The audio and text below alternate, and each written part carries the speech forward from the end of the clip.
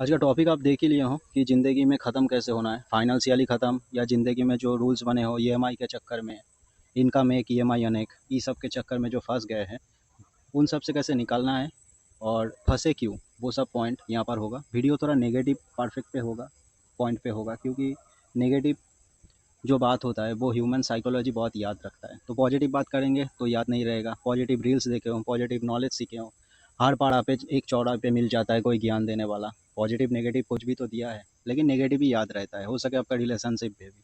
ठीक है, तो जो भी हो, नेगेटिव याद रखते हैं साइकोलॉजी। तो साइकोलॉजी के हिसाब से आगे बढ़ते हैं। तो ज़िंदगी में कैसे ख़त्म होना है, तो ज़िंदगी में ख़त्म होने के लिए हमने अभी बहुत सारा कम, मतलब एक रूल्स नहीं है, मतलब एक स्टेप नहीं है, बहुत सारा स्टेप है। तो स्टेप को एक बार देख लेते हैं आगे बढ़ के।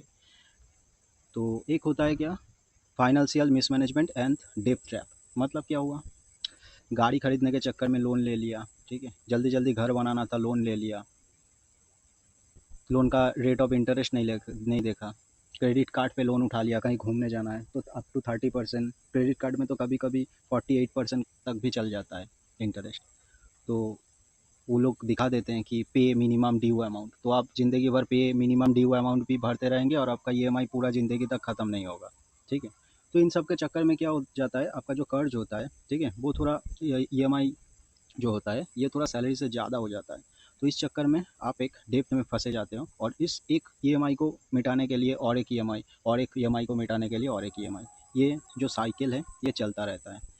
ठीक है, तो इसको एक काम कीजिएगा, अगर पहले से लोन पे दबा हुए हो तो कोशिश कीजिएगा जो हाई रेट ऑफ इंटरेस्ट वाला लोन है उसको पहले ख़त्म करने के लिए, और जो लो रेट ऑफ इंटरेस्ट वाला लोन है उसको थोड़ा थोड़ा थोड़ा बाद में ख़त्म कीजिएगा। या आप थोड़ा एक्स्ट्रा इनकम करके, ठीक है, कोई गीग वर्क हो गया, कोई एक्स्ट्रा कोचिंग क्लास दे दिया किसी को, ऐसे करके थोड़ा एक्स्ट्रा इनकम जनरेट करके आप लमसम करके लोन में भरिएगा, तो लोन आपका जल्दी ख़त्म होगा। ठीक है, दूसरा पॉइंट क्या आता है, lack of planning and discipline. मतलब आप प्लान नहीं किया, मतलब आप प्लान किए थे कि एक मॉपेड लेंगे 45,000 का, ठीक है, अब गर्लफ्रेंड के चक्कर में ले लिया आपका, क्या बोले, 160 सीसी का गाड़ी ले लिए या केटीएम ले लिए, लेने गए थे 45,000 का, लेके आए 2,45,000 का। तो ये जो लैक ऑफ प्लानिंग था, पहले से प्लानिंग नहीं था, हालांकि दूसरे को दिखाना है, तो गर्लफ्रेंड को दिखाना है, तो इस चक्कर में जो एक्स्ट्रा कर्जा, एक्स्ट्रा बर्न आपके पास ऊपर हो गया, तो इसके चक्कर में क्या होता है, आपका डिसिप्लिन ब्रेक हो जाता है और आप और एक भयानक कर्जा पे आ जाते हैं। दूसरा है, तीसरा पॉइंट पे आते हैं, wrong company and relationship. Wrong company मतलब क्या होता है, यहाँ पर रॉन्ग कंपनी मतलब वो ACL या टाटा, ये सब कंपनी नहीं, शेयर मार्केट वाला कंपनी नहीं। रॉन्ग कंपनी मतलब होता है दोस्त। ठीक है, मतलब आप थोड़ा गरीब आदमी हो, पकड़ के चलो कि आप साइकिल में गुजारा करते हैं या बाइक में, तो आपका एक दोस्त ने फोर व्हीलर ले लिया, बोला कि ईएमआई तो ज़्यादा नहीं पड़ता है, कट छुट के 7,000 या 10,000 तक ईएमआई आ जाता है। तो आपने भी क्या किया, थोड़ा इनसे फैमिली से इनसे उनसे फाइट करके एक कार ले लिया, और इसका ईएमआई जो है आपके ऊपर में इसलिए आया कि आपका दोस्तों ने भी गाड़ी लिया था। ठीक है, तो ये क्या करता है, इसका कॉजेज़ में क्या होता है, रिलेशनशिप, इमोशनल ब्रेकडाउन। ठीक है, मतलब क्या, अगर आप रिलेशनशिप पे हो तो वहाँ पर झगड़ा होगा, आप हो सके कि गर्लफ्रेंड के साथ में भी वही बात करें कि मेरा इस डेट पे वो ईएमआई है, वो डेट पे वो ईएमआई है, तो आपका रिलेशनशिप ज़्यादा टिकेगा नहीं, क्योंकि गर्लफ्रेंड है तो रहेगा किस लिए, आप बात तो कर रहे हैं ईएमआई का, प्रेम वाला भाव वाला बात कीजिएगा तब ना जाके गर्लफ्रेंड रहेगा। ठीक है, तो देखते हैं क्या है, ego and losing will to learn. मतलब कभी कभी क्या होता है, कुछ चीज़ अपना ईगो पे आ जाता है। ठीक है, मतलब कोई पकड़ लीजिए अच्छा सा एक बाइक ले लिया या गाड़ी ले लिया, तो आप थोड़ा सा कम, आपका पास में था पहले से उतना, ऐसा नहीं कि था नहीं, तो थोड़ा ईगो के चक्कर में आ गया कि भाई तू 125 सीसी वाला बाइक चलाता है, मैं देख 250 सीसी वाला बाइक चलाता हूँ, तो ईगो के चक्कर में थोड़ा रॉन्ग डिसीजन हो जाता है, जिसके चक्कर में आदमी फंस जाता है। मेन पॉइंट आता है क्या, मेंटल एंड हेल्थ एडिक्शन। ठीक है, मेंटल और हेल्थ एडिक्शन में क्या क्या आता है कि कभी कभी होता है कि ड्रग, ठीक है, गांजा, सिगरेट, दारू, ये सब में क्या होता है, आज आप जब एडिक्ट हो जाते हो तो आपका डेली का खर्चा से ज़्यादा इस तरफ जाने लगता है, सैलरी का 40% 60% जाने लगता है। तो पहले क्या होता है, ये आपका खर्चा में पड़ता है, दूसरा क्या होता है, मेंटल में आ जाता है कि आपको चाहिए ही वो चीज़ चाहिए, तो इसके चक्कर में ये आपका रेगुलर नेसेसिटी थिंग में पड़ जाता है, जैसे आपको दाल भात चावल चाहिए, ऐसे उसमें आ जाता है कि आपको दारू भी चाहिए। तो और इसके और एक है क्या, आपका पकड़ लीजिए कोई आप कहाँ पर पैसे जमा कर रहे हो, कोई बैंक पे होगी या कहीं पे होगी, या लेकिन टाइम के साथ में क्या हुआ, आपके पास में ना मेडिक्लेम नहीं था, तो आप जितना जमा पूँजी एक जगह किए थे 2 साल 3 साल मिल के, तो पूरा जमा पूँजी एक ही दिशा पे बह जाता है और आपका सारा सेविंग्स खत्म हो जाता है। तो एक मेडिक्लेम आप करके रखिएगा, ठीक है? और ये वाला क्या है, ये वाला जो है ये बस इसका तो कोई बात ही नहीं, ये बैड लक है सडन, ठीक है? ये किसी के साथ में हो सकता है, कोई-कोई बोलता है मेरा लक ही खराब है।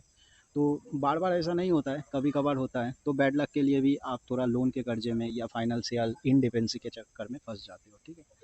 ये बैड लक हो गया। और एक बात आता है क्या, become a zero is not the end. हाँ, ये सही बात है कि आप अगर ज़ीरो हो गए हो, तो आपको और कुछ खोने का डर नहीं। ज़ीरो से ज़्यादा आप क्या ही खो सकते हो। तब वहाँ पे जाके आप ज़िंदगी आप खुद को ऐसे बोल सकते हो, चलो ज़ीरो तो हो गए, ज़िंदगी को यहाँ से शुरू करते हैं। आप बहुत सारा इन्फ्लुएंसर या कुछ आपका जो रोल मॉडल होगा, उनको सुने हो बोलने में, वो कभी-कभी बोलता है, ये सबसे अच्छा बात हुआ कि हम ज़िंदगी में ज़ीरो हो गया, ताकि मुझे ज़िंदगी दोबारा स्टार्ट करने का मौका मिले, ठीक है? तो घुमा फिरा के हम ट्रेडिंग पे ही आएँगे, तो आ गया ट्रेडिंग का टॉपिक। ट्रेडिंग में कैसे बर्बाद होता है? ट्रेडिंग में क्या होता है, एक होता है लेवरेज और मार्जिन ट्रेडिंग, ठीक है? ये जो लेवरेज और मार्जिन ट्रेडिंग ले लेते हैं, इसके चक्कर में क्या होता है, जैसे पकड़ लीजिए आप बिटकॉइन में ट्रेड करते हैं, वहाँ पर लेवरेज ले लिया, कितना 200x का तो लेवरेज मिलता है। आप जैसे ही 200x का लेवरेज ले लेते हो, बिटकॉइन में पता है बीटा कितना है? बीटा है 180 पॉइंट का, मतलब आपका एसेल होगा 180 पॉइंट का। हालाँकि ये बात सबको पता नहीं कि बीटा कैसे कैलकुलेशन करते हैं, तो कमेंट कीजिएगा बीटा, भेज देंगे कैलकुलेशन वीडियो पे। तो आते हैं मेन पॉइंट पे कि जो आप बिटकॉइन में ट्रेडिंग करते हो, कोई भी मार्जिन आप यूज़ करते हो, आपको तो ऐसे 10x या 5x तो दिखेगा नहीं, आपको दिखना शुरू होगा 50x, 100x और 200x। तो इन सब चक्कर में क्या हो जाता है, थोड़ा-सा आपके खिलाफ मार्केट चला गया, तो वहाँ पर सबसे पहले आपका पत्ता कट हो जाता है, ठीक है? ये हो गया। दूसरा हो गया क्या, ऑफलाइन, किसी से उधार ले लिया, ठीक है? तो अब उधार ले लिया, अब ट्रेडिंग में क्या आता है, ट्रेडिंग डिकोडिंग या ट्रेडिंग साइकोलॉजी या ट्रेडिंग प्रोबेबिलिटी, ये कुछ भी आपको थोड़ा-सा आता है तो आपको समझ में आएगा। ट्रेडिंग प्रोबेबिलिटी कैसे काम करता है, कोई आके बोल देता है कि 10 ट्रेड में प्रॉफ़िट होएगा ही होएगा, तो ऐसा काम नहीं करता है। हो सके 10 ट्रेड में नहीं, आपका आप सोच रहे हैं कि 10 ट्रेड में 8 गो ट्रेड आपका प्रॉफ़िट में जाएगा। हो सके कि ऐसा हो कि 100 ट्रेड में 80 ट्रेड आपका प्रॉफ़िट में जाए और पहला जो 10 ट्रेड था या पहला जो 15 ट्रेड है वो नुकसान पे ही जाए, ठीक है? इसको कहते हैं ट्रेडिंग प्रोबेबिलिटी, ठीक है? तो उधार लेके मत ट्रेड कीजिए, क्योंकि उधारी का जो ब्याज होता है वो ट्रेडिंग से ज़्यादा होता है, तो ये कोई सा भी गुड कॉन्सेप्ट है नहीं मुझे, हालांकि जो लगता है, बाकी आपके ऊपर में है, थोड़ा सोच के लीजिएगा। मेन आता है क्या, स्टॉप लॉस। ये पहले होता था 19 के साल में, स्टॉप लॉस यूज़ नहीं करता था कोई भी। अभी तो हमको लगता है कि हर कोई स्टॉप लॉस यूज़ करता है। जो नहीं करते हैं उसके लिए एक सलाह है कि सिस्टमेटिक स्टॉप लॉस यूज़ कीजिएगा, ठीक है? जो भी कीजिएगा सिस्टमेटिक कीजिएगा, क्योंकि आपको बार बार लगेगा कि अभी तो 100 माइनस दिखा रहा है, तो और थोड़ा माइनस के बाद में ये बूम बूम करेगा, मतलब 100 से 1 करोड़ चला जाएगा। तो ऐसा होता है, आपको नहीं, सबका प्रॉब्लम है। तो सिस्टमेटिक स्टॉप लॉस यूज़ कीजिएगा ताकि आपको लगे नहीं, ठीक है?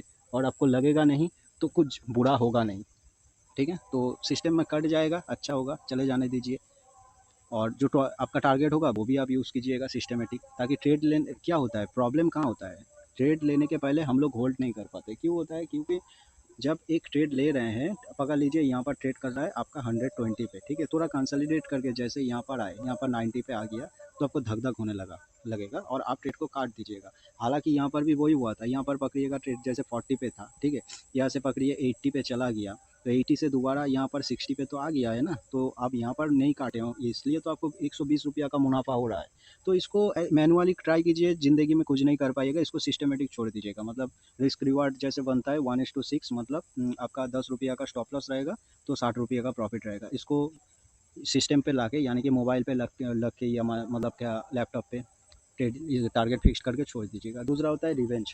रिवेंज ट्रेडिंग मत कीजिएगा, क्योंकि रिवेंज ट्रेडिंग में क्या आता है, आपका प्लान था कि दिन में 2 ही ट्रेड करेंगे, ठीक है?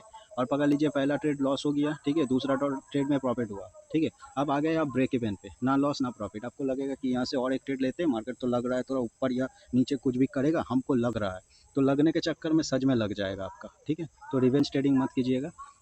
Lack of risk management. Lack of risk management में क्या क्या आता है, मतलब आपका बैंक में जितना पैसा हो उसका 10 ही परसेंट यूज़ कीजिए, ठीक है, ट्रेडिंग में।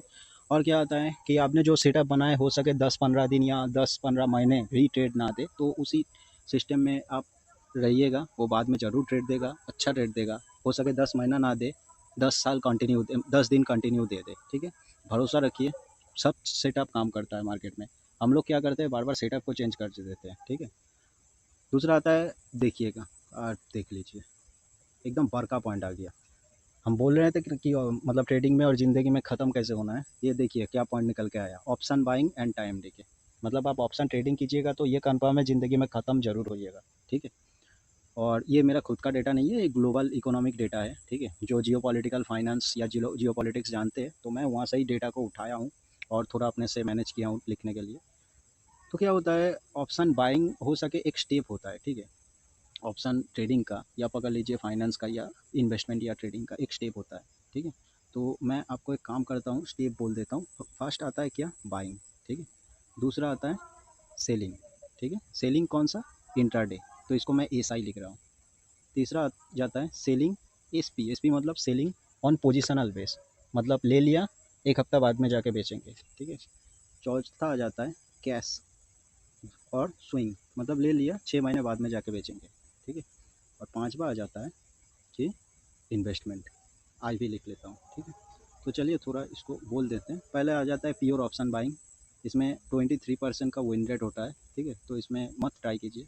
ऑप्शन सेलिंग, इसमें 67% का विन रेट होता है। सेलिंग पोजिशनल, इसमें ना विन रेट ज़्यादा नहीं होता है, इसमें विन रेट होता है आपका 58% का, क्योंकि पोजिशनल में गैप डाउन होता है ना, इसके वजह से थोड़ा ज़्यादा लॉस हो जाता है। कैश और स्विंग, इसका है 90% के आसपास कुछ एक्यूरेसी है, और इन्वेस्टमेंट का एक्यूरेसी वही 99% होता है, ठीक है।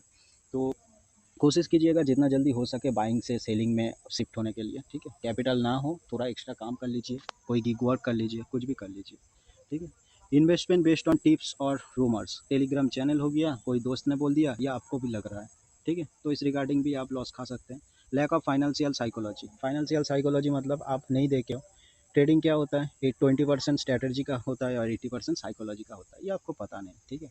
तो आप कोई भी ग्रीन कैंडल आया, कॉल का ले रहे हैं, रेड कैंडल आया, पुट का ले रहे हैं, तो इसके चक्कर में क्या होता है, आपका माइंडसेट काम करने लगता है। कभी कभी एक दो ट्रेड चल भी जाता है तो आपका माइंड में आते हैं कि जल्दी अमीर बनना है, तो ये मेंटालिटी जब बिल्ड होता है तो कैपिटल ख़त्म हो जाता है। जल्दी अमीर बनने के चक्कर में जल्दी भिखारी बन जाते हैं, ठीक है। सिस्टमेटिक इशू इन ट्रेडिंग, ये मतलब पकड़ लीजिए ये हो गया एकदम कपाल भाती। तो सिस्टमेटिक में क्या आता है, ब्रोकर ग्लिच, ठीक है। हालांकि कोई नाम नहीं सुने तो सर्च कर लीजिएगा गूगल पे जाके, ब्रोकर ग्लिच क्या होता है, ठीक है। ब्रोकर की तरफ से कभी कभी ग्लिच होता है, तो इसके चक्कर में प्रॉब्लम होता है। तो एक काम कीजिएगा, जब भी ट्रेड कीजिएगा बड़ा पोजीशन में तो 3-4 ब्रोकर यूज़ करने का कोशिश कीजिए, ठीक है। 3-4 ब्रोकर यूज़ करने से क्या होगा, अगर कोई भी सिस्टम ग्लिच हो गया तो ग्लिच वाला सिस्टम के ऑपोजिट में अगर आपका दिख रहा है कि हम लॉस पे हैं और कार्ड भी नहीं पा रहा है, ब्रोकर में ग्लिच हो गया, तो और एक ट्रेडर ब्रोकर में आप अपना पोजीशन बना के कैपिटल को, प्रॉफिट लॉस बाद में कैपिटल को सेव कर सकते हैं। एक ट्रेडर का क्या, जितना भी बात बोल दे कैपिटल खत्म मतलब ट्रेडर खत्म। एक ट्रेडर के लिए सब कुछ होता है अपना कैपिटल, ठीक है। अब कैपिटल खत्म हो गया ना, वो ट्रेडर बात ही नहीं कर पाएगा, ठीक है। तो सबसे पहले है कैपिटल प्रोटेक्शन, और चैनल को थोड़ा सब्सक्राइब कर लीजिए। और क्या बोले, जो टॉपिक पे वीडियो चाहिए बोलिएगा, दे देंगे।